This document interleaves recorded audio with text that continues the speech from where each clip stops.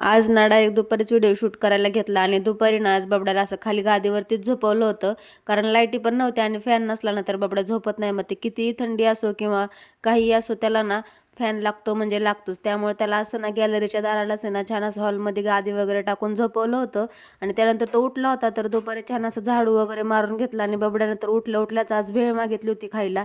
त्यामुळे त्याला भेळ वगैरे बनवून दिली. आणि आमच्या इकडे ना असं गॅलरीतून हे शेत दिसतंय ना तर हे भाताचं आहे. तर इथे ना आता भात लागवड लवकरच होईल. आणि त्यानंतर ना बबड्या ना इकडं दोरी बांधत होता. मला म्हटलं मम्मा मी दोरी बांधली आहे, आता तू कपडे वाळत घाला असं मला म्हणत होता तो. आणि त्यानंतर त्याला ना छान असं मेकअप वगैरे केला आणि त्यानंतर त्याला टोपी वगैरे घातली होती कारण खूप जास्त थंडी वाजत होती.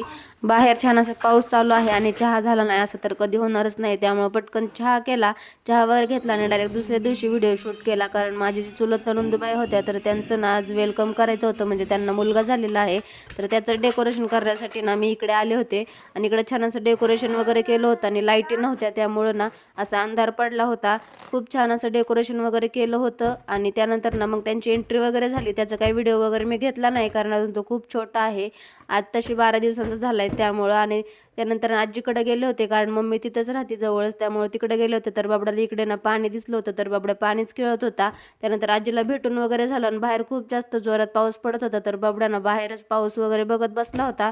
तोपर्यंत आजीनं माझ्यासोबत गप्पा मारत होते. तिला म्हटलं बस आता मी चहा बनवते. चहा वगैरे बनवला आणि तिने टोस्ट दिलं होतं असं बबड्याला खायला. तर चला भेटूया नेक्स्ट व्हिडिओमध्ये.